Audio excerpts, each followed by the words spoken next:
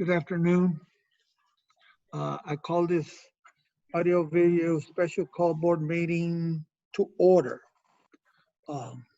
Dr. Salazar, can you help us with the pledge, please?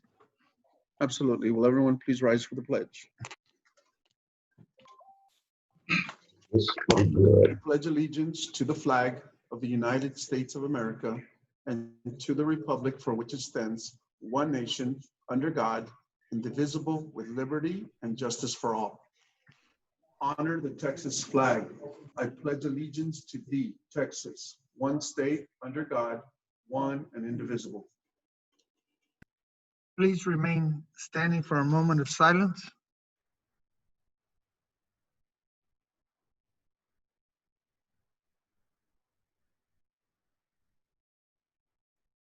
Thank you. You may be seated.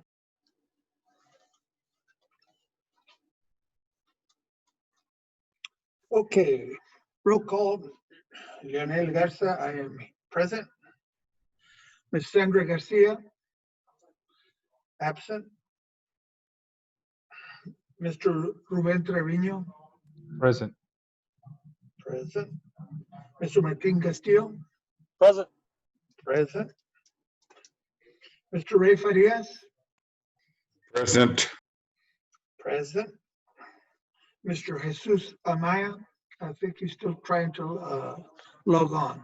So I'm absent until he does. Ms. Leticia Quintero. Present. Thank you. Present. And Dr. Gonzalo Salazar. Present. All right.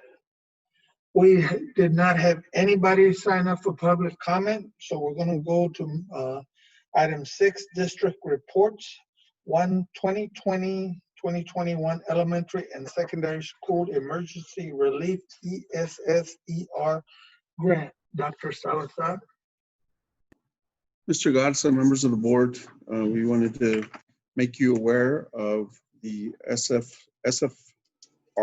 funds, SSR, the Elementary and Secondary School Emergency Relief Fund, and let you know how we are spending those funds. These are federal funds flowing to us through the state, and these are funds that are intended to help us with the expenditures associated with COVID-19. On page 7 in your backup documentation, you see that we have purchased 1.6 in the middle of the page. The largest purchase is a $1.6 million that we are able to reimburse ourselves. The board approved this purchase some time ago so that we could continue with online instruction. So $1.6 million buys us 5,000 laptops. Now we're able to reimburse ourselves from these funds. We're also purchasing some hotspots. You see them in items, the first couple of items there at the top of the page. You see that not only did we buy the hotspots, but we're also purchasing the service for them. Again, this helps us with the instructional method that calls for online instruction, again, in response to COVID-19. About 3/4 of the way down on this page, item number 7, we have cleaning supplies and sanitation supplies. The district has purchased about $89,000 worth of cleaning supplies. And we are able, again, we did that with some of our local funds, and we're able to reimburse ourselves from these funds. And then some updates on Adobe licenses and some cradles. We put some cradles on buses that would allow us to park our buses in rural areas that would give kids access to wireless connectivity. So we have 2 years that we can on which we can spend these funds, and you see that we currently have we still have a balance there on the bottom right hand corner of page 7. You see that we would still have a balance. We are considering some additional personal protective equipment for teachers in the form of plexiglass screens that they could use for one-on-one instruction. I do want to point out that year 2 of those hotspots, the service, that is the internet service, that is service is year to year, but we're planning for 2 years. And if we only need 1 year, then those, we don't have to act on the second year of service for those hotspots, and those funds could be repurposed. So does anyone have any questions on the use of the elementary and secondary school emergency relief funds? Before you ask any questions, I just want to bring up that Coach Amaya logged on at about 6:06, so he got pretty much the whole Dr. Salazar report. Now, does anybody have any questions that they would like to ask Dr. Salazar? Mr. Castillo. Dr. Salazar, how many hotspots are we looking at? We purchased a little over 400 hotspots, 1,100 hotspots. We purchased 1,100 hotspots. Okay, thank you. Mr. Trevino? Yes, and so on the balance that you're saying we have, is that the $2 million or is that the total funds? No, sir. The total is 3.1 million that was made available for Los Fresnos. That's the amount allocated for Los Fresnos, and the balance that we would have after purchasing laptops and hotspots and cradles, $494,729. That's the amount that we still have on hand. And remember that we have 2 years to spend these funds. So, Thank you. Mr. Castillo?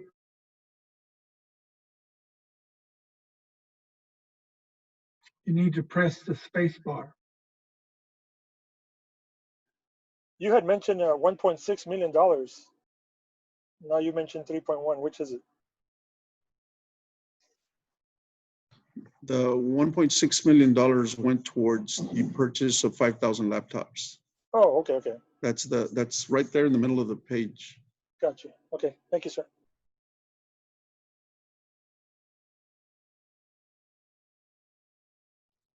Any other clarification, questions?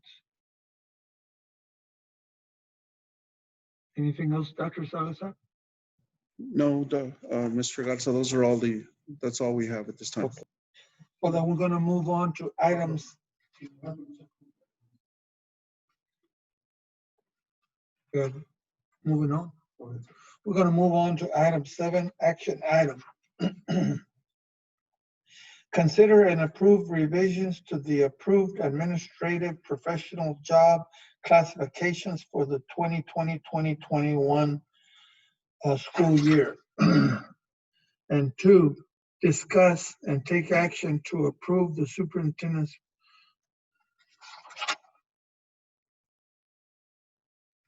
let's just do one item at a time. I'm a little discombobbled at this time. Hold on. Okay, first one under action item. Consider and approve revisions to the approved administrative professional job classification for the 2020 and 2021 school year. At this time, I will request a motion, please.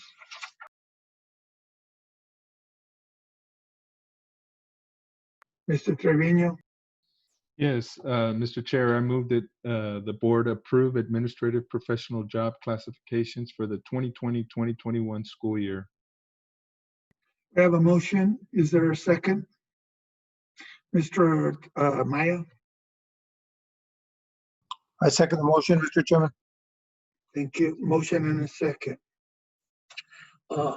Any discussion?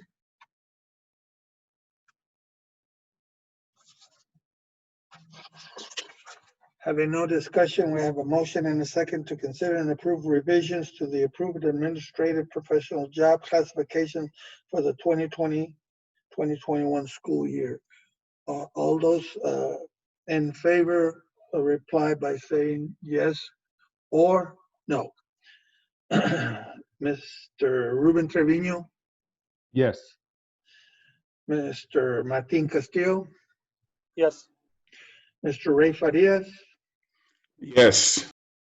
Mr. Jesus Amaya, Yes. Ms. Leticia Quintero, Yes. And Leonel Garza, myself, I would say yes. The vote is unanimous, 6-0. Now we can move on to item 2.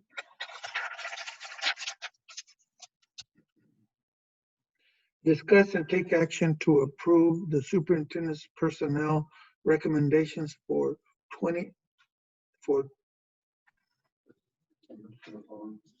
my bad, for the following positions for the 2020-21 school year. Let me read that again. Discuss and take action to approve the superintendent's personnel recommendations for positions for 2020-21 school year. A, teachers. B, dean of instruction. C, principal for Laureles Elementary. And D, webmaster. At this time, I will entertain a motion.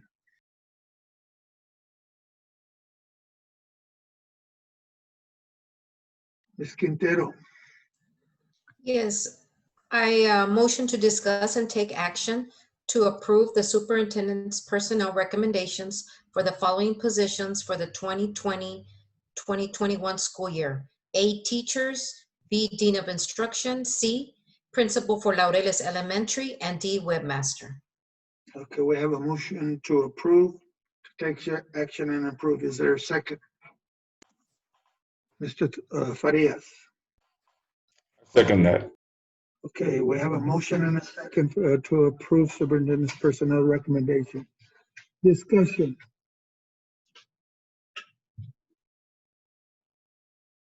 No discussion. We have a motion and a second to approve the superintendent's personnel recommendation.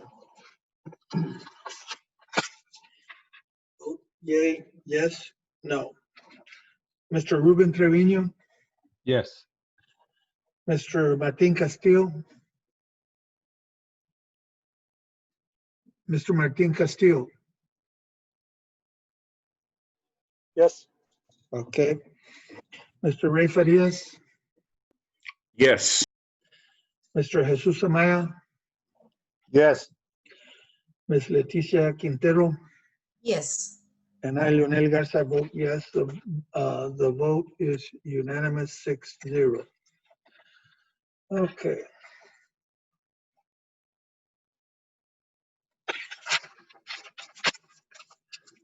We do not need to go into closed session or come back, so we're at announcements. Dr. Salazar, if we have any announcement.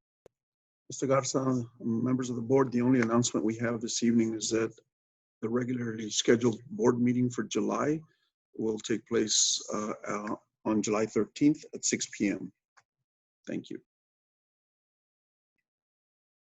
So we are adjourned for this meeting.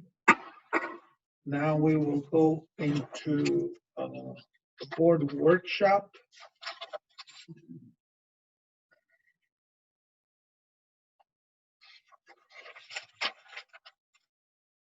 Okay. I call this meeting to order, this audio video board workshop. We'll do roll call again. Leonel Garza, I'm present. Ms. Sandra Garcia is absent. Mr. Ruben Trevino, Present. Mr. Martin Castillo, Present. Mr. Ray Farias, Present. Mr. Jesus Amaya, Present.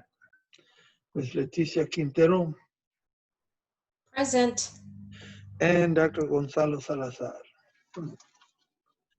Again, we had no one sign up for public comment. Okay, moving up to item 4, district reports. 1, discuss instructional program delivery models for the 2020-2021 fall semester. Dr. Salazar.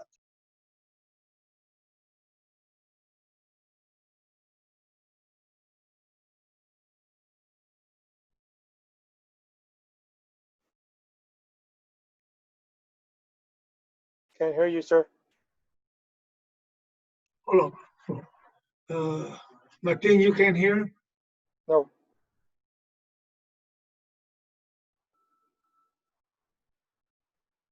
I can't hear him either, Coach. Hold on, we got a little snag here. Just hold on, guys. Test. Okay, There you go. much better. All More right. better. So we want to thank you for the opportunity to present information to you. COVID-19 continues to be a fluid situation, and with that, a test of leadership. You might imagine the weight of the world on our shoulders as we try to determine what instructional model we will use for the fall. We have been working with a team of staff members to put together various plans so that we can enact any one of those plans given the circumstances in the fall. So tonight, we want to acknowledge that there are three distinct methods. We could either be completely online as we were in this fourth marking period of the spring semester. We would love to be able to be 100% present at school. And then there's the hybrid plan, which is a combination of the two.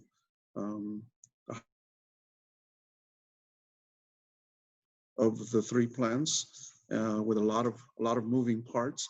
So we set out to tackle that one first and work out all of the logistics of implementing such a plan. This past Thursday, we met with a group of stakeholders, the DEIC and some parents that we invited to serve as a sounding board for us. 3 of our trustees were able to represent the entirety of the board. And so we prepared a PowerPoint presentation that you have in your backup documentation. And if you give me just a minute, I'm going to access that presentation and we'll work from that presentation this morning. Several of our members of cabinet will help us share different portions of it. And what we will do is we will take you through the thinking process and paint a picture for you about what the instructional day will look like. Then we will get some feedback from you. What we will do is we will pause at the end of each section of that presentation to get some feedback from you and check if you have any questions. Bear with me, please, for just a second while I bring it up.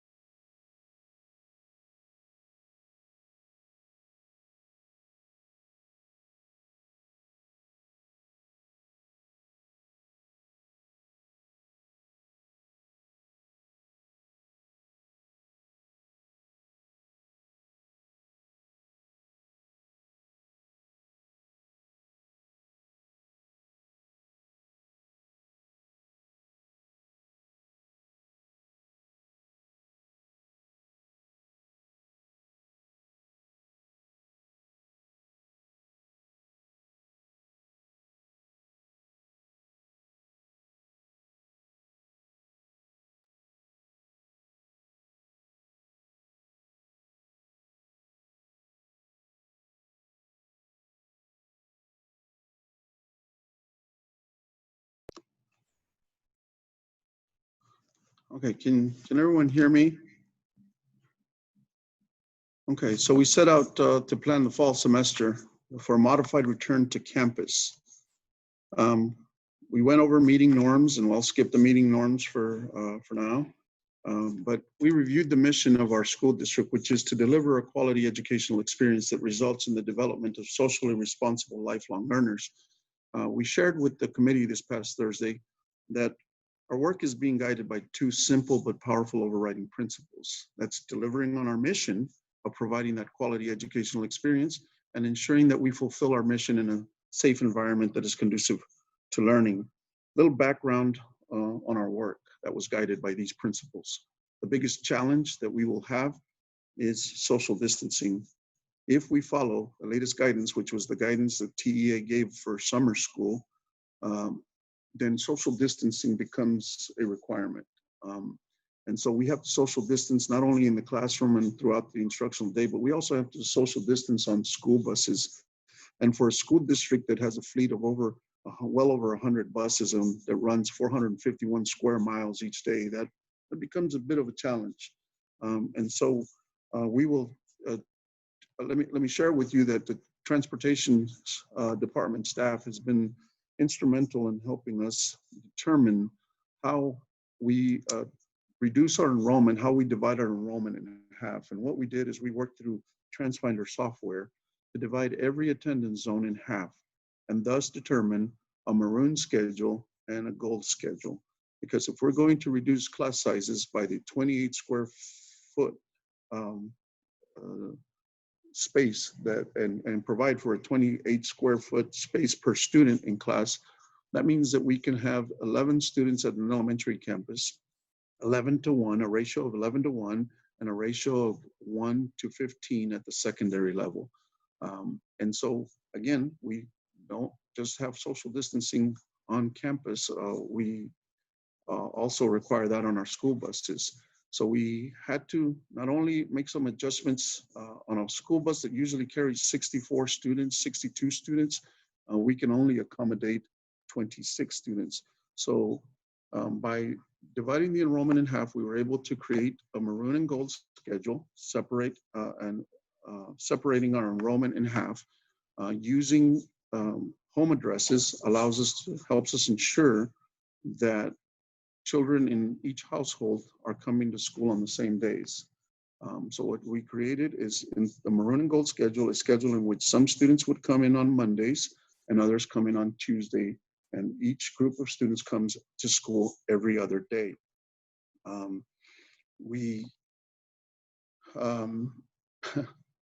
Forgive me, I got ahead of myself. So having all children from every household come in on the same days is important to us, because we want to make sure that we are considering the challenge that this will pose on households. We realize this is not a perfect plan, and we admit that there are still things that we have to refine in this plan, and there are many things that we don't know how we would handle, but we're giving this our best effort and putting together a plan that we believe will help us with the two guiding principles that we're using, which is delivering on our mission, providing a quality educational experience, and making sure that we deliver on that mission in a safe environment for students and staff.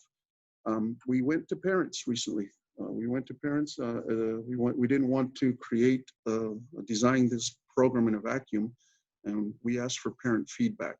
We did so through a system called Thought Exchange and through a survey. And at this time, I'm going to ask Mrs. Stumbaugh, Director of Professional Learning, to please share that data with you. And you'll begin to see how we put our plan together. So we will pause again at the end of each section to see if you have any questions.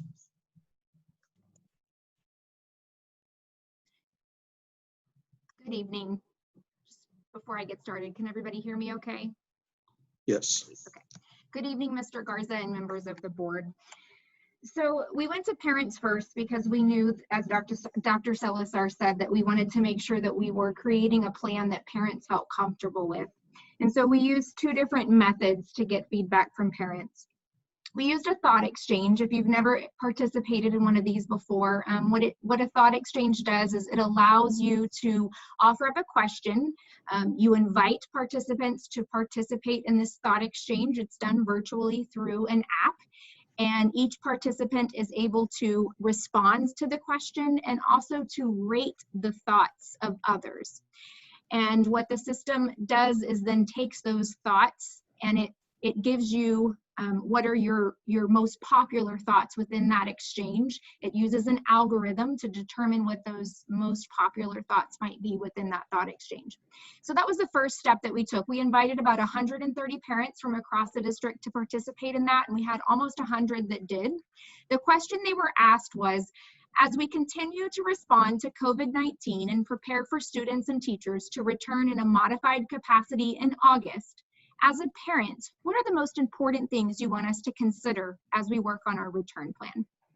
If you go to the next slide, you will see that the three most common themes that we saw in that thought exchange were parents wanted to know, what's your cleaning and disinfecting plan? What system do you have in place for health and wellness checks? And what's going to happen when someone on a campus tests positive for COVID-19?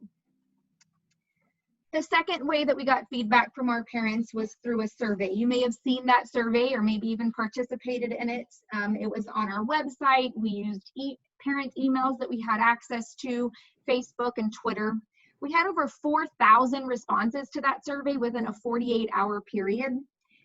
Within those 4,000 responses, one of the questions that started the survey was, what campuses do you have students enrolled in currently in our district? And so it was immediately clear to us that most of the people responding had more than one child in our school district.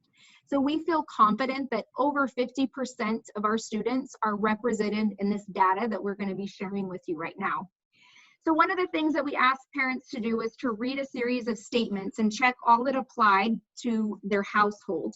The two most popular responses here were, our household struggled with at-home learning this spring, but we're confident in the district's ability to get our students caught up. And the second was, our household felt at-home learning went well, and we're comfortable continuing that way in the fall.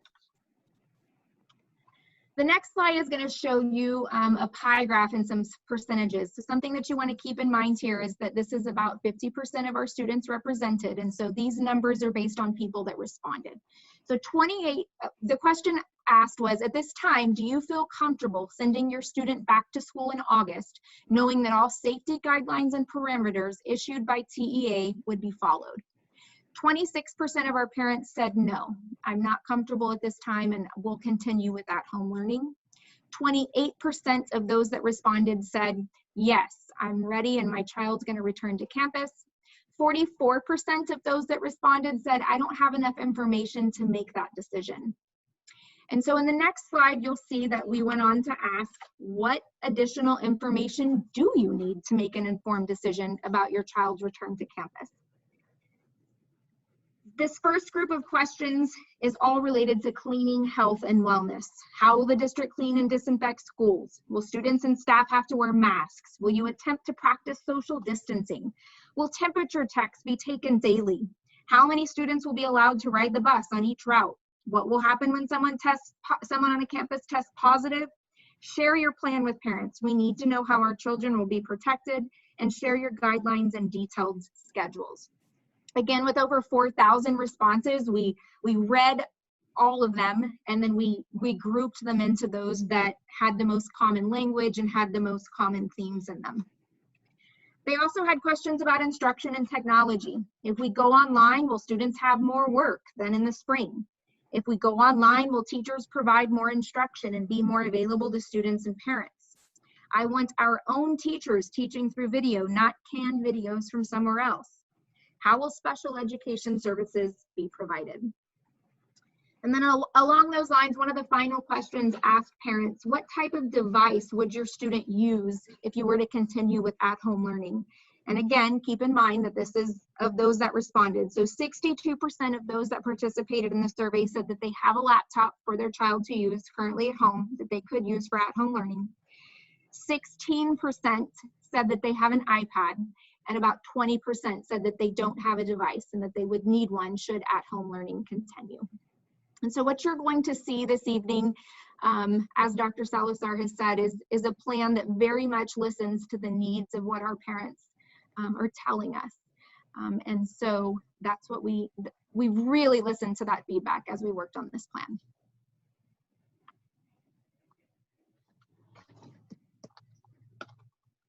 Good, good.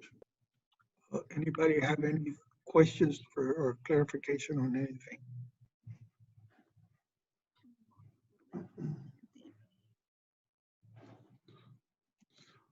Okay, if not, we will, forgive me.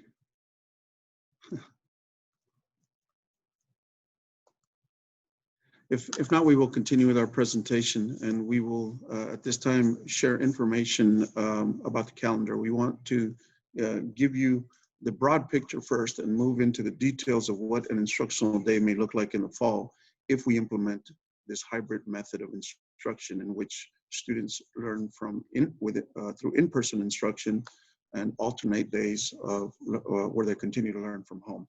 So our instructional minutes, we must have a minimum of 75,600 minutes, and the calendar that was approved by the board back in the spring for the 2020-2021 school year includes 177 days of instructions. This means that we embed into our calendar 10 extra days at the elementary level, 12 extra days at the middle school level, and 13 extra days at the high school level. It is not uncommon for us to go beyond the minimum required minutes. We are a school district in a coastal county that may have to close for inclement weather whenever there is a hurricane in the Gulf or the threat of a hurricane hitting this area. So we have to have extra days embedded in our calendar so we don't have to make up any days. Of course, this helps when you're facing the circumstances surrounding COVID-19. But here to share information about the calendar is Mrs. Ada Amaro Sivaja, Executive Director for Support Services. Mrs. Amaro. Thank you, Dr. Salazar.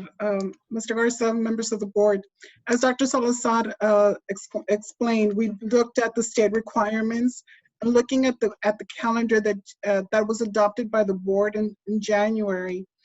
We did not change anything. You might have heard already about intersession breaks or year-round calendar. That is not the recommendation that we are providing to the board at this time. So what we did is we're looking at the challenges. So as mentioned before, some of the challenges are social distancing and also transportation. We know that many of our students are transported to our schools, and being that we must comply with social distancing, some of our bus routes have to have multiple routes in order to get our students to school. You've heard about a maroon day and a gold day. So looking at the transportation and the way we would zone our district, if a student and their families are in the maroon area, they would come to school on maroon days. So that would be an alternating day. So it would be maroon, gold, maroon. They would come to school. So if I was a gold student, I would the Monday provides what schedule you would follow. So if on the Monday, for example, I highlighted August and September, depending on what the Monday is color coded, that would be the days that you would come to school. So if you're Monday and if it's gold, then I come 3 days. I come Monday, Wednesday, and Friday. If that was the maroon, then I would only come 2 days, Tuesdays and Thursdays. So every other week they will alternate. So students will come 3 days 1 week, and the next week they would come 2 days. So I've taken that into August and September, and just to provide a clear picture, I colored all the dates. What I would like to also focus on is June. If you look at June, the days are grayed out. As in the prior slide, we know that we have 10, 12, and 13 days that have been embedded in our calendar as extra days. In the event that we will have to extend or go beyond those days, then we have some days in June that we can work on and use them as what we might call makeup days or extra days. But just remember that we still have those 10, 12, and 13 that were embedded there. Another thing that I would want to stress here is that working with transportation and knowing that some of the routes are going to have to take multiple routes to get students to our schools, we had to work around our start times. It's not here in this calendar because the screen was not wide enough, but what we had to adjust is our elementary, the school start times. In the elementary, we're recommending that school begins at 7:30 to 3:05. It's about a 20-minute earlier. We know that students are on campus by 7 o'clock. If they're bus students, they're already at the door by 7 o'clock. Buses are there. So nothing would change for the elementaries because they're going to be picked up at the regular time they usually picked up. But this time, the classes are going to start a little earlier. Middle school, they would start at 8:20 to 4 o'clock. So they have the routes to start at the elementary, get ready, go to the middle school, and come into middle school where the starts will start at 8:20 to 4 o'clock. High school will have to start a little later, which would be at 9:05 to 4:50. So they're just, we had to vary the start times. We had to stagger them and adjust them in order for transportation to make all their routes and get our students to school. Are there any questions?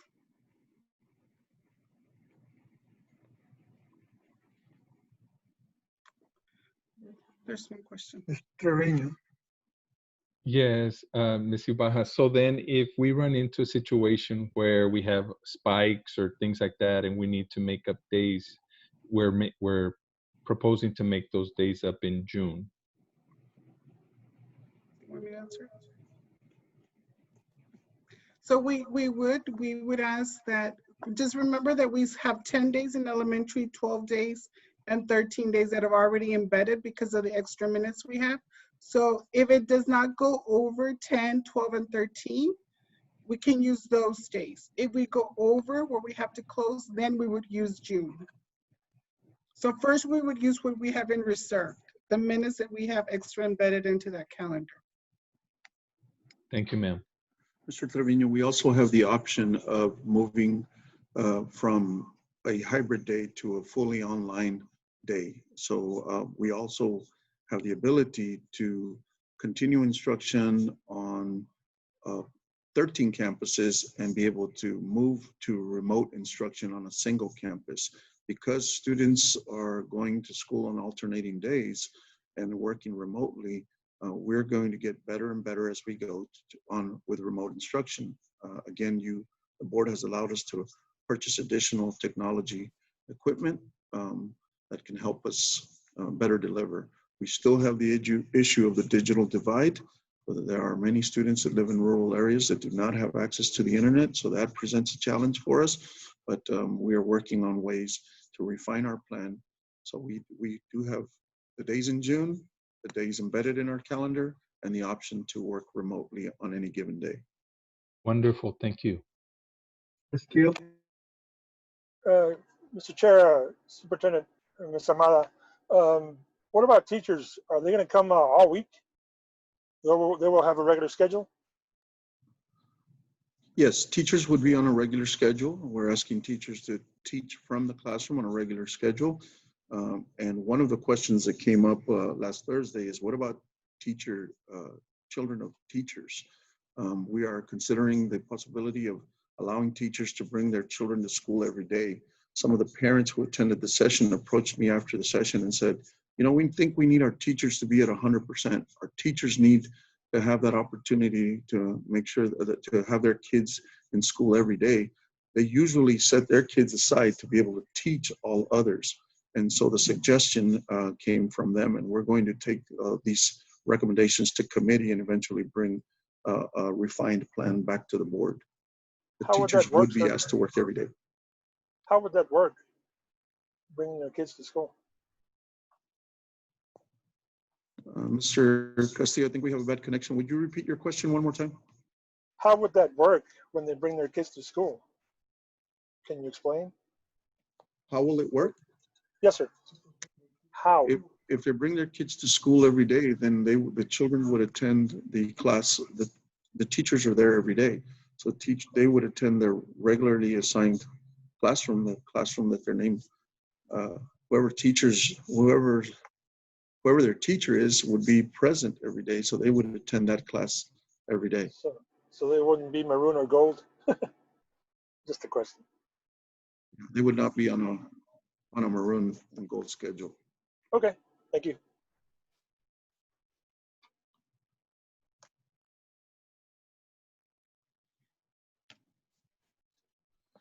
We now move to an instructional framework. We want to get down to the granular level and give you some insight as to what the school day would look like. And so this time I'm going to turn things back to Mrs. Amado, who would share instructional framework for elementary. Thank you, Dr. Salazar. So going into elementary, we have two options. Can you hear me? Yes. Yes. So we have two options. In option one, we're going to have two groups. So the first group is pre-K through second I went out. special education never mind. units. For these students, hot. we're proposing that all our students will attend every single day. So they would not be in a maroon and gold schedule. They would come in every day. What we would do is, because of social distance, we would have to call upon our support staff to help us reduce some of those class sizes. We're looking at class size from 11 to 1. So some of our principals are already working on repurposing some of the classrooms and using them as when we're splitting our students into another grade level. So that's for pre-K to second. They'll attend school every single day, practicing social distance in 2 separate groups. For our 3rd through 5th grade students, these students will attend school on alternating days. So they will follow the maroon and gold schedule. When they're at school, they would have direct instruction with our teachers. When they're working from home on those alternating days, they will be expected to participate using the selected platform, which is for our district, which is Google Classroom. So when they're not in school, they would be on Google Classroom and also be receiving instruction by the teacher through the platform. So that's option 1. Then we come with option 2. We heard from Mrs. Stumbo that there's still some parents who are considering keeping their children at home. They're not ready to send them to school. So for them, we have option 2, which is pre-K through 5th grade students that will be participating, learning from home. All instruction will be through the Google Classroom, and it would be based, I guess, on an online platform, and it would all be done at home. They will have access to all instruction materials. Everything that's been provided in the classroom would also be provided to the students. The only difference is that they will be doing it online and through a Google Classroom. The question was also asked, what about our special education services? What about OT, PT, speech? These services will continue regardless of the option selected by the parent. So it's either at home or at school, we will continue all these services. Before we continue with secondary instructional framework, I believe Mrs. Quintero had a question. Are there any questions? Mrs. Quintero, if you will push the space bar, you can present your question, please.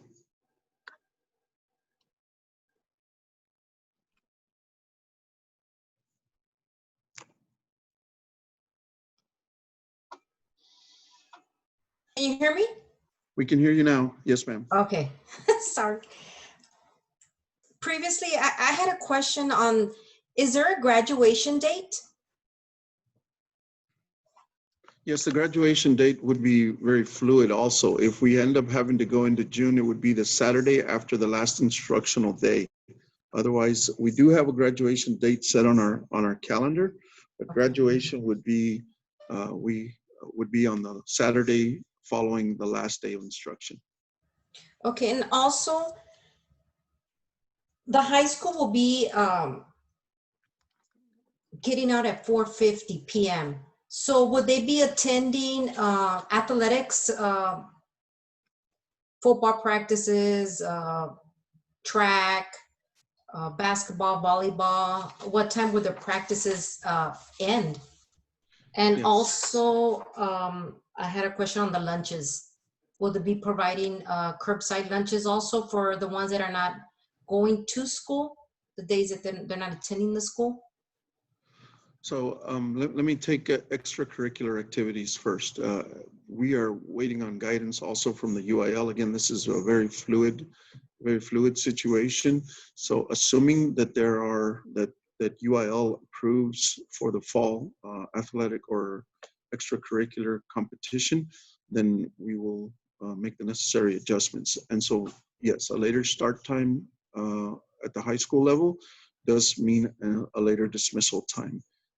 Everyone is having to make some concessions at every level to make the adjustments that protect the instructional time during the course of the day. So the question about lunches, we do have some slides dedicated to how what lunch will look like, and we'll get to those in a little bit. But to answer the question about curbside, yes, we will continue with a combination of meal preparations for those who are in attendance, and for those families in need, we will have curbside. The other thing we're considering is that students who come on the alternating days, the day you are at school, you will receive your breakfast and your lunch. At the end of the day, you will receive your breakfast and your lunch for the following day. So curbside meals would only be available for those students who chose the online option, which Ms. Amaro just described. Did I answer all of your questions, Mrs. Quintero? Okay. Anyone else have questions about the elementary instructional framework? Okay, just before we move into the secondary instructional framework, I do want to clarify something. I said we are considering allowing teachers to bring their school-age children. I want to specify that these are school-age children in elementary and middle school. We're considering allowing teachers to bring their children as long as they are school age and within those two age groups. High school students would still be asked to participate on an alternating schedule. Moving on then to our secondary instructional framework, Mr. McDonough.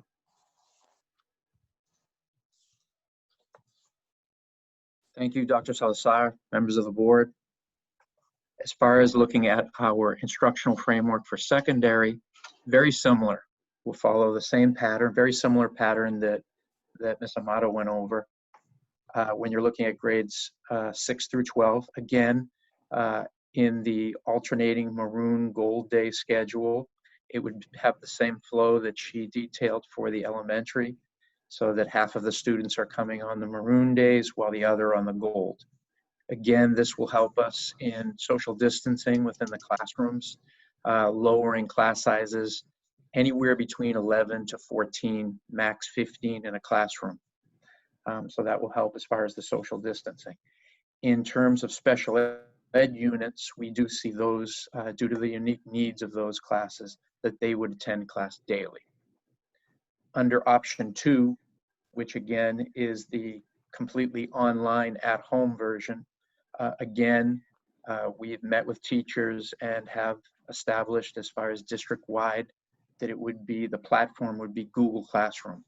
The only exception to this would be for those secondary classes that are dual enrollment classes. Those classes would be linked to the platform of the higher ed institution. But other than that, it would be completely through Google Classroom if we were forced into that complete online instructional delivery. Any questions at this point?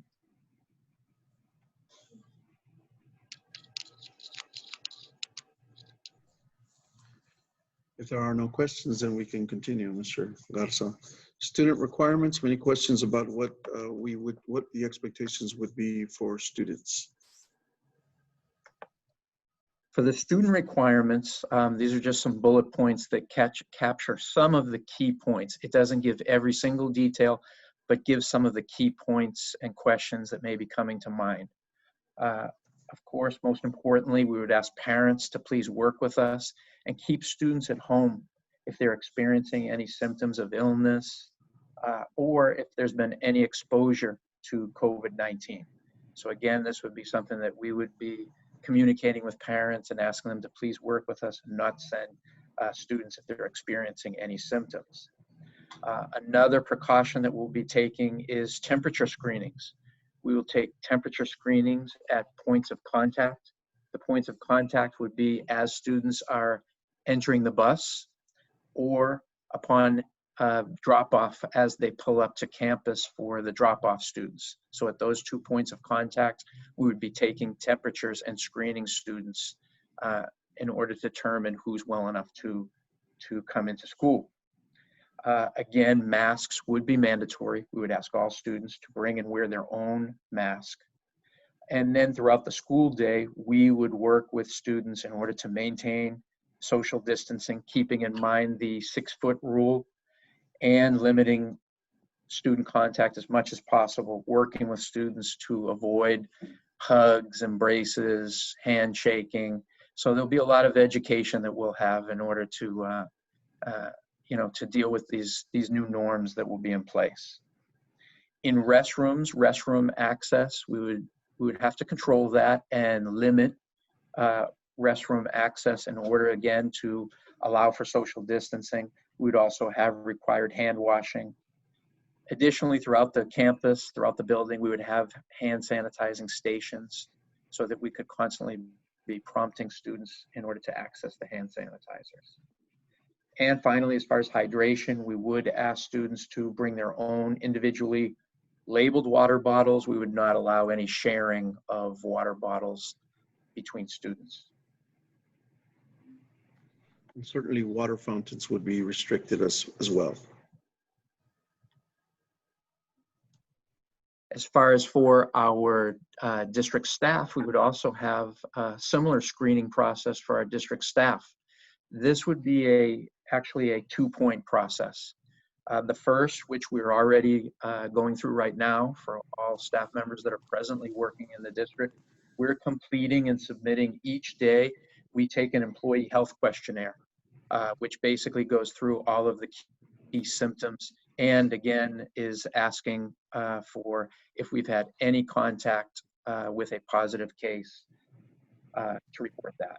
We would also, once school starts, we'll be adding a temperature check at the entrances for all staff members to go through. And again, asking all of our staff members to follow our employee guidelines that we have in place regarding hygiene practices.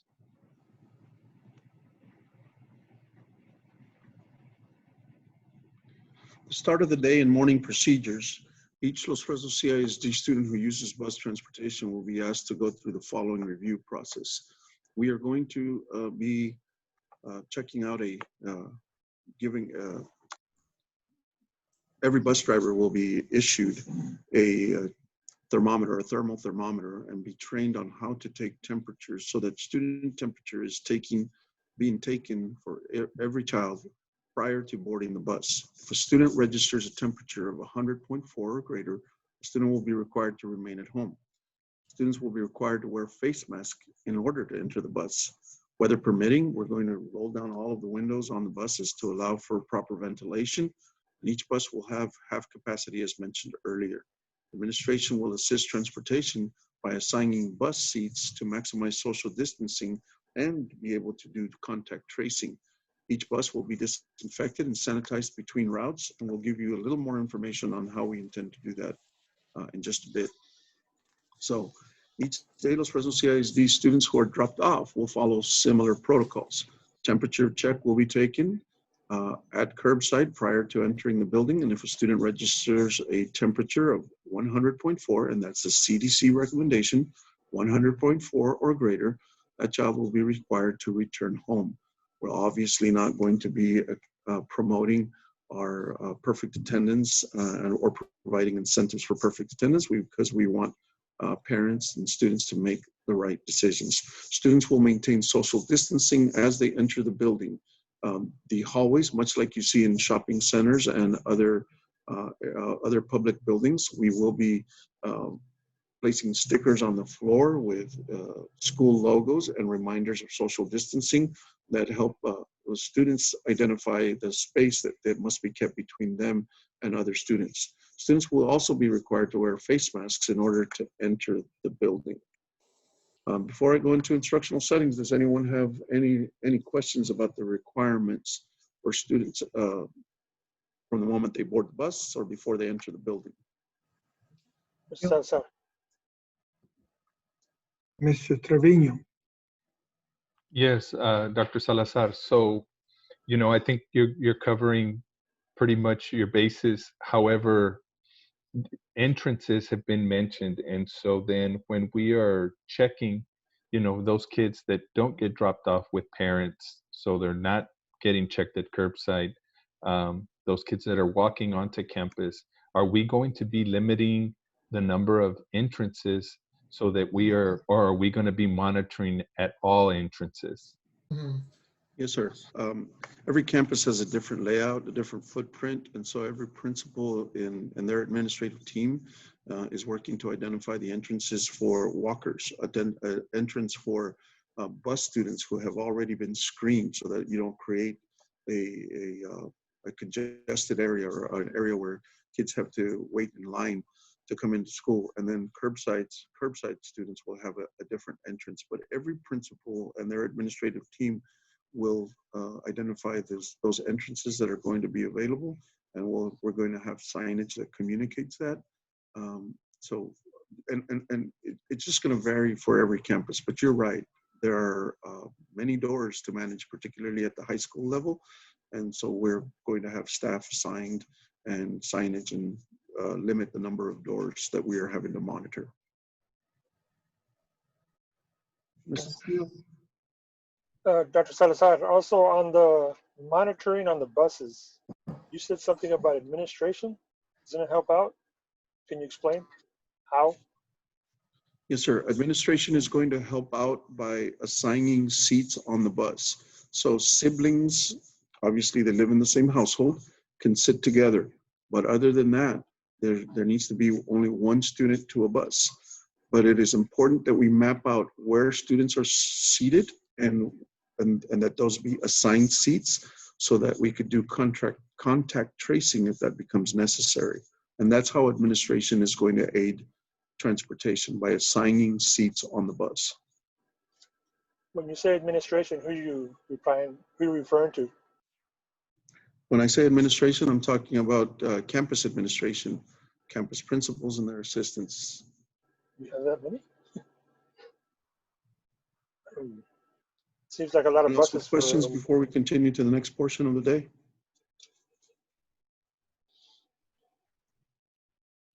So what does the instructional setting look like? These are images taken in actual campus classrooms. So our principals have spent some time looking to see how many students we could fit in following the requirements spelled out in the summer school guidance. So on the left-hand side, lower left-hand side, you see a secondary campus with desks spaced out at 6 feet. And the white pages on top of on the desktops doesn't show you where students would sit on a maroon day. The desks that do not have a white sheet of paper on them would be where the students would sit during second period. So students would sit on the desk with paper on the first period. Second period would then sit on the other desks. We do plan on spraying down using Lysol equivalent to spray down the desks that students sat in the previous period. In the lower right-hand corner, you see an elementary classroom. Here at the elementary, things are a little different because children keep their personal items in their desk. So you see a desktop there with a blue tent or a blue marking. That would be the desk that is used on the maroon day. The desk that does not have the blue tent on it would be used on the gold day. We will not remove desks because desks allow us to keep the social distancing, the spacing, and again, because children keep their personal items in their desks. At the top, you see the newly furnished pre-K classrooms. All pre-K classrooms look like this. And although you can see that with 11 students to a classroom, there's ample opportunity for the appropriate spacing that a teacher would need in the early childhood classes. Does anyone have any questions about the layout of a classroom and the spacing and seating arrangements?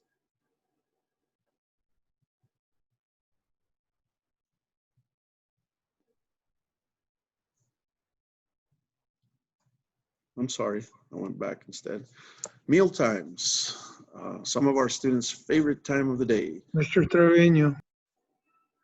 I'm sorry, Dr. Gonzalez, just Salazar, I'm sorry. Just before we move on, so then cleaning schedules and those type of things, how are we going to ensure that those classrooms are being disinfected and Cleanliness and sanitation become everyone's responsibility. At the elementary level, we are considering adding an additional custodian to help focus on restrooms, keeping restrooms clean after usage, but also to be wiping down doorknobs, wiping down areas that are often touched by children in that age group.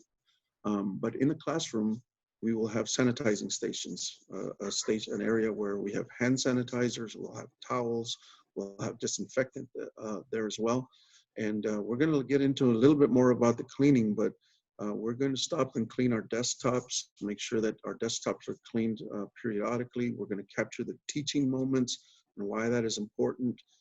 So teachers will be spraying down tabletops, but so will students. Students will be asked to, we will come around and spray the tabletops periodically and wipe, and students will each be responsible for wiping down their desks. Does that help for now, Mr. Trevino? Yes, and that's an excellent opportunity to teach them the new norm of cleaning and disinfecting. So that's great. So a little bit more on that a little later in the meeting, and forgive me if I keep asking if I answered your questions. I'm a little bit of a disadvantaged, one, because we're doing this by Zoom, and two, because I have a different screen on my computer. So I'll just continue to check to make sure I'm answering everyone's question. So we move on to meal times. This becomes a real challenge for us. We usually are able to allow teachers a lunch in a lounge, which is being discouraged at this time. And also students, the number of students that we usually have in the cafeteria becomes a real challenge for us. So we're going to be going back to the classroom. We already provide breakfast in the classroom at most, with most age groups. The high school would be joining us in breakfast in the classroom. I believe that's the only age group that is not having breakfast in the classroom. Am I wrong there? I think so. Anyway, breakfast and lunch will be in the classroom. And so we're asking classes to go back to the classroom. We're also going to use the cafeteria to schedule, to give teachers a break. Every so often, a couple times a week, teachers need to have lunch on their own. And so we're going to bring kids to the cafeteria to give our staff a break. Our campus administrators are going to be working on those schedules. We pride ourselves in being a school district that gives a duty-free lunch to our staff. Usually it's our administrators are doing recess duty and monitoring, doing all duty, whether it's bus dismissal or lunch duty. But these are special circumstances, and we're asking everyone to step up and do a little bit more.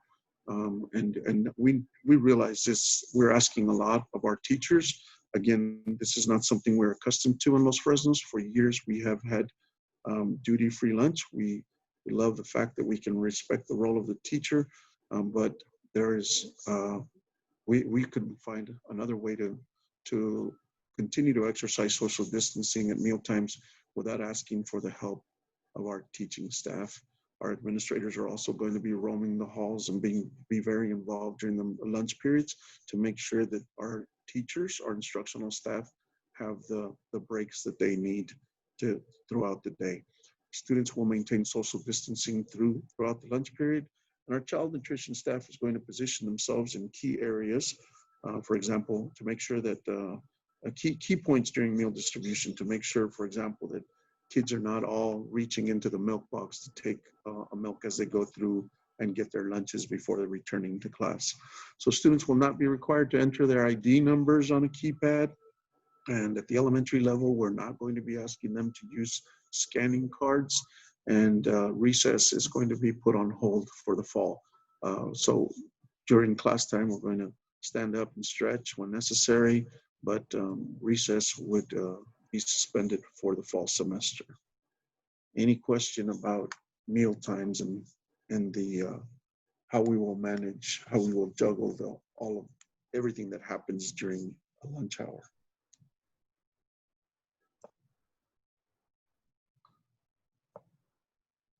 Hearing none, we move to PE. During Thursday's meeting, we had an elementary coach, Mr. Coach Araiza, who was very articulate and very helpful in explaining how we would focus on health and hygiene lessons, how we would exercise social distancing throughout the period at the elementary level. He spoke about low intensity, well, instead of high intensity workouts, that we would do low intensity workouts and stretch exercises. Very explicit in his description that he shared this past Thursday. And then Coach Brown shared what that PE at the secondary level would be very similar to what Coach Araiza had described, and that of course extracurricular and athletics would both, I think, I'm sorry, Andy Solois, our director of music, was also on hand to explain that, you know, in band, spacing is very important, and so they always exercise distancing there. But Coach Brown gave some examples of the criteria used in summer strength and conditioning and the recommendations from UIL and how we would be exercising that. So all of that has been taken into consideration. I'll pause here to see if anyone has any questions regarding meal times or PE, in case you thought about a question having to do with meal times or PE.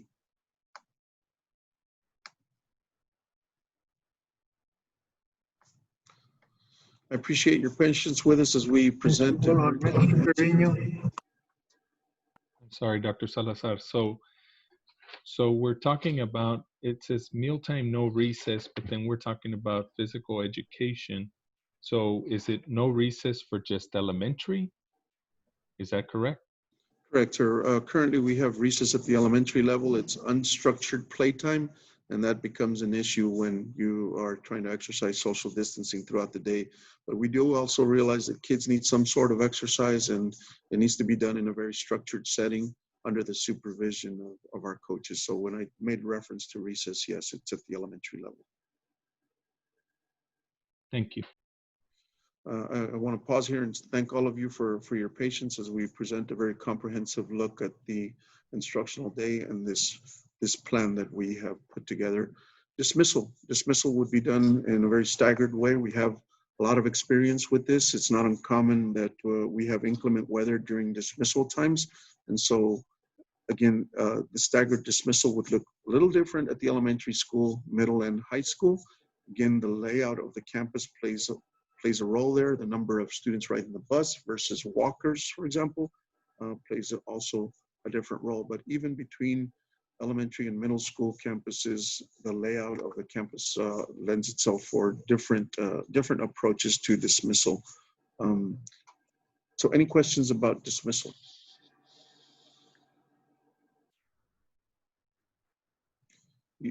At the elementary level, we usually hold kids in the cafeteria and call them out by a number following the tags that parents are displaying in their mirrors.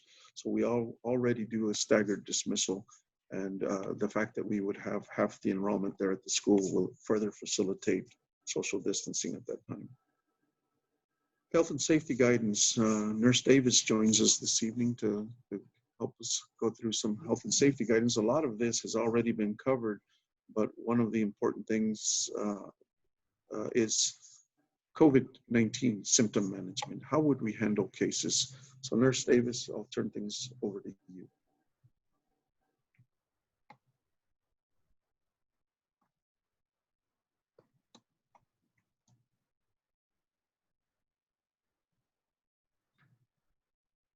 We're gonna need you to, can you hold down your space bar? You're muted.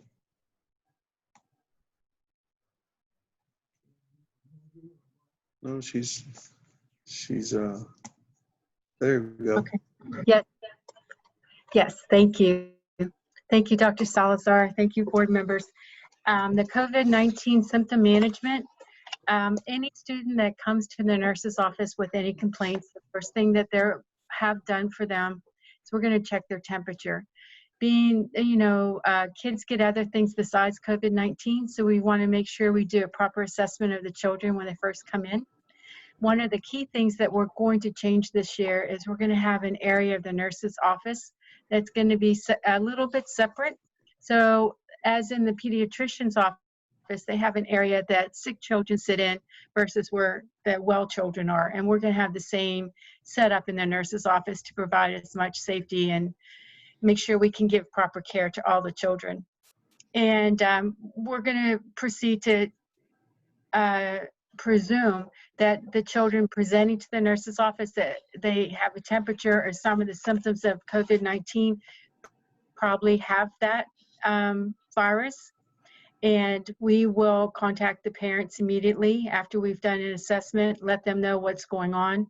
They have a temperature above 100.4. They need to go home as soon as possible that the parent can pick them up. We'll answer any questions that the parent has that time, just to make sure they know that they need to come as soon as possible. And the nurse will be available to answer any questions the parent may have in regards to what type of care needs to be done for the child. Does anybody have any questions?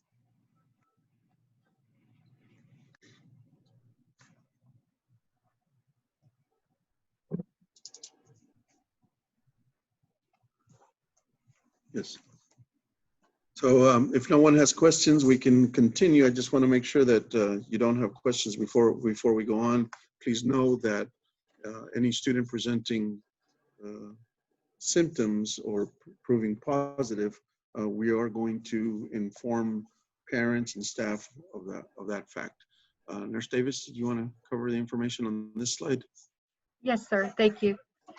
So if a student comes to the school with information, or the parent's going to call us, that's one of the things the nurse will be telling the parent when they pick up the child. Once you follow the guidelines, let us know what you're going to be doing so we can help you in bringing the child back to school. So the parent will be calling the nurse's office or the administration to let them know that the child did have a test and what the results of the test are. And once we know what the results of the test are, these 3 bullets that we have on the slide, the student must be without any fever, anything over 100.4, without any fever reducing medication for 24 hours. And they have to have improvement not only in respiratory symptoms, but whichever symptoms that they had at the time, to make sure that they're in good shape to come back to school.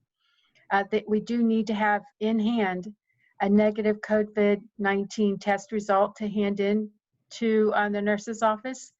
And we will also have a doctor's excuse stating that the child has recovered and that they're ready to come back to school. We want them to be symptom-free for 72 hours, again, without any medication.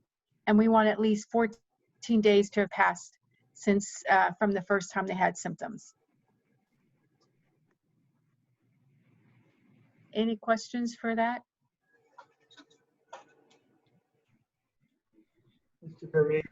Yes, sir. So just a comment, though. I think that's a great idea to have any positive COVID student. The point of contact for re-entry then is through the health services.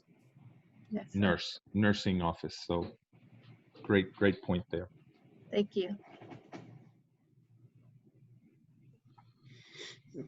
If there aren't any other questions, Mr. Amaya?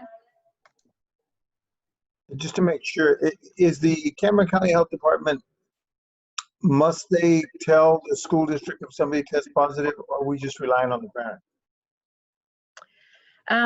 When someone has a COVID-19 test done and it's positive, it's immediately reported to Cameron County Health Department, and Cameron County Health Department will give us a call. I'm in close contact with the personnel there. They will call me, or they'll call Dr. Salazar to let us know that a student has tested positive, so we can follow through with our plan here at school. Thank you.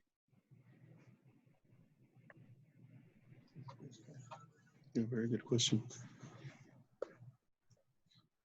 If no one else has questions, we will move on to cleaning and disinfecting. And Mr. McDonough is going to help us with this. Thank you, Dr. Salazar. As discussed earlier, cleaning, disinfecting, it will be a team effort. But we also realized that we needed further training and preparation as we prepare to meet these new challenges. We presently have 6 staff members that are going through a specialized training.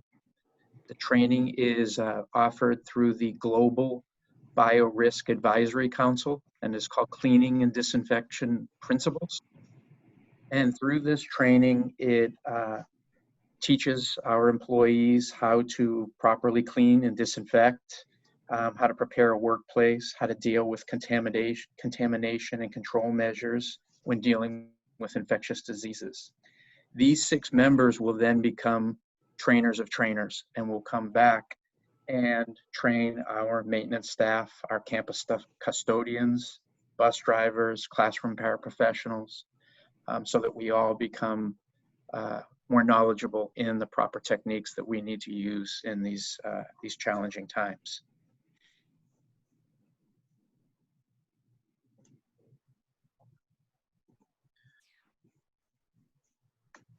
As far as the next slide, Dr. Salazar. Okay. As far as some of the products that we are presently using and will be using, for example, includes Sparse and Q. Sparse and Q is it's a hospital grade disinfectant, and it is used in conjunction with Consume Equalizer. And these 2 products are basically used on your desktops, doorknobs, all of those high touch areas. A key point in using these products, though, is in the final step is allowing them to air dry. So that's a key point. We're also, we'll be using Clorox wipes with disinfectant to wipe down keyboards and other high touch areas. We will be using a product called Consume Equalizer that we will also use in walls, bathroom walls, toilets areas, sinks, and this will also be used in conjunction with Crew. Crew is for restroom floors. So there's one product that is for the restroom floor, Crew, and the other that is for the other areas in the restroom. And then also Mediquat for disinfecting shower stalls. So at the secondary level, we'll use the Mediquat for stalls and locker room areas, basically. The final step that we are investing in is the Clorox 360 Electrostatic sprayers. And what these are machines, spraying machines. And we presently have 3 right now that are within the district that are being used. And we're going to have additional ones so that they can be deployed throughout our campuses and staff areas. But this particular machine is a high-powered spray machine that can clean 18,000 square feet in a single hour. And we have a quick video that we'll show you that shows it being used. But basically, it's a spray fogging machine, and it emits particles that will immediately be attracted to any objects in a room. So it'll completely envelop, for example, a desk. You spray it in the area of that desk or that chair, and it completely envelops and disinfects that desk. So it actually shoots these particles out, and they will attract and disinfect that area. So I think right now, Dr. Salazar will be able to play the video.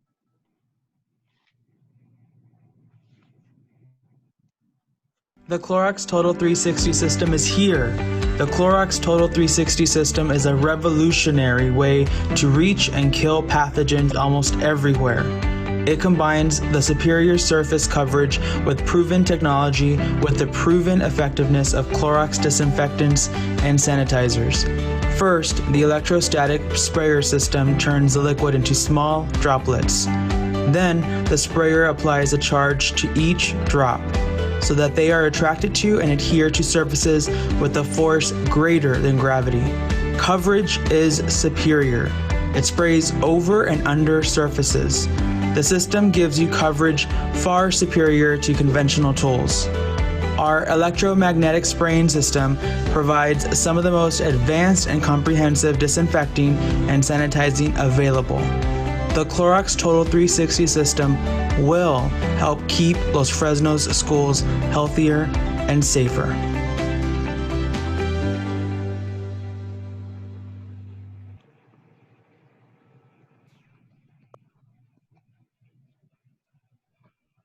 Now these We will use these electrostatic sprayers will be used every 2 weeks or when called upon. For example, if there's an area that we know that needs greater attention as far as that. Just another point as far as the mopping of floors at elementary level, they'll be mopping with disinfectant daily, as opposed to at middle school and high school will be 3 times a week. And that is due to the amount of hand contact that occurs with floors at the elementary level as opposed to the secondary level.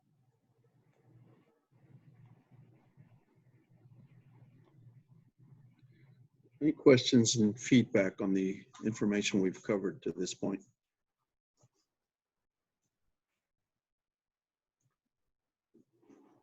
I have a question. Yes, Mr. McDonough. So for the Spartan Q and the Consume Equalizer, what's the dwell time on those products? 3 minutes. The dwell time, I'm going to have to confirm that. Mr. Leal could not be here this evening, but I believe the dwell time is 48 hours. But I'll confirm that and get back to you, Mr. Trevino. Typically, it's anywhere from, you know, what I've heard of is 10 to 20 minutes. So I'm thinking maybe 48 hours, not. But yeah, let's check on that. That would be good. And then my question also on the Clorox 360 system, you said every 2 weeks or as needed. Is that something that shouldn't we be doing this on a daily basis? Or, and I noticed the chemical is already what's it called? It's combined. You know, it's ready to use. That's correct?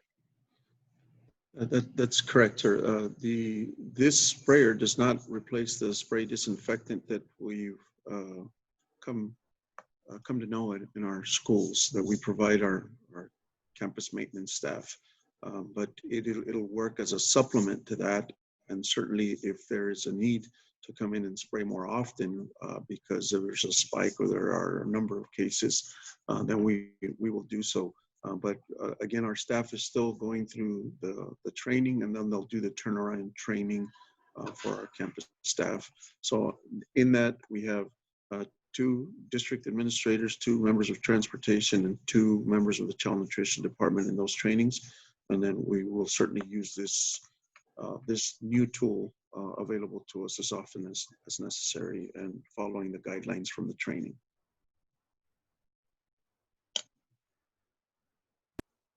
Mr. Trevino.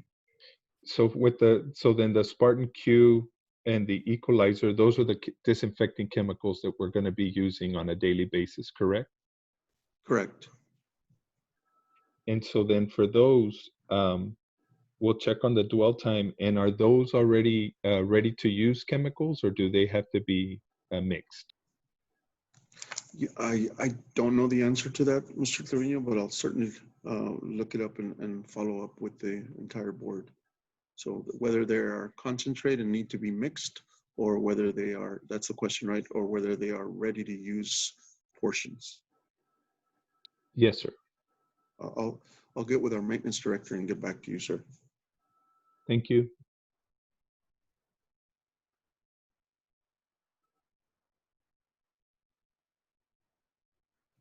Any other questions or feedback for us? This past Thursday, we shared this comprehensive overview of this hybrid plan, and we received in all of these categories questions and feedback from all of the participants. We met at the cafeteria at Los Fresnos United, and these are examples of the questions that they provided administration and some of the feedback that we received. We were able to answer most of the questions, and we are ready to send an email to the contact list of all the participants with the questions that we were not able to answer that evening. We are scheduling a meeting of the teacher advisory committee so that we can involve them as well in the thought process and in the thought process and in the designing of our instructional program methods. This continues to be a fluid situation. We are participating in daily briefings, sometimes with the county, sometimes with TEA, other times with UIL, and adhering to CDC guidelines and recommendations. I said at the opening that this is not a perfect plan, and I don't think anyone has a perfect plan. We're just dealing with constant change. And one thing is true, that we're going to have to be prepared to pivot and adapt throughout the fall semester. I don't think that will end in the first couple of weeks of school.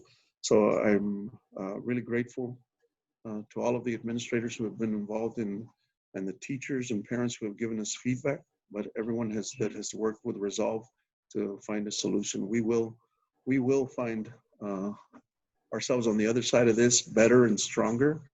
We will be a much improved in our delivery of instruction and the integration of technology. We just have to work through some very difficult times and be ready to pivot and adapt. We're going to continue to refine the other models that we have not shared with you at this time and provide you with information. We're even looking at if it's necessary, do we need to adjust our school start date, but we'll get back to you with more information on that. Coach, this is all, Mr. Garza, this is all the information we have at this time. Coach Amaya. Dr. Salazar, thank you, Mr. Chairman. Would it be informational, or is it something that we need to present this presentation in some format, maybe not this one, but on the website, maybe at a later date, so other parents, for the parents that weren't there, can see it? Yes, sir. We want to go to a couple more advisory groups before we begin to prepare videos, little bits and pieces of videos that show what boarding a bus would look like in the fall, what a classroom setting would look like in the fall. And we considered outsourcing the filming of those videos. We have the staff here in the district that can help us produce the type of video that will quickly communicate with parents. And we're going to have a frequently asked questions portion on a website that we are developing. So yeah, the month of July, we'll spend much of the month of July in an awareness campaign of what the fall semester would look like and the different options that we have available. Thank you. Any other questions? Just to comment, amazing work, everyone. I mean, we really appreciate everything that you guys are doing and know that you're taking this very, very serious. And we just appreciate all of the executive team's work and you, Dr. Salazar. So thank you for that. Great presentation. Appreciate the support. Anyone else? Ms. Quintero had a question. Ms. Quintero.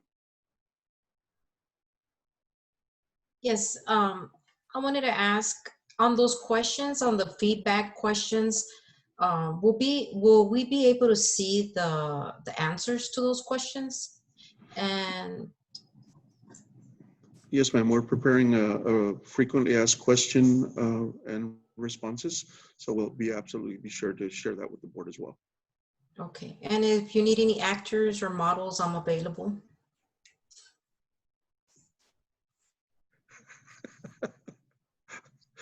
I'm making a note of that right now. So I think you got cabin fever, okay? we do appreciate the support, always your high expectations, but the support that the board gives administration in our efforts. And again, very, very thankful to all of the staff members who have worked with resolve to bring solutions to the problems we face. Any other questions? Okay, we're at announcements.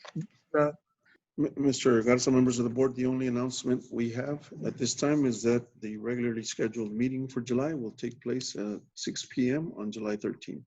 Those are all the announcements. Thank you. I appreciate all of y'all taking the time to be with us with this workshop, and make sure y'all stay safe. Everybody's doing their part. Stay safe. The next meeting will be the 13th. And, No, I was saying goodbye. thanks a lot, and we'll see you all. This meeting is adjourned.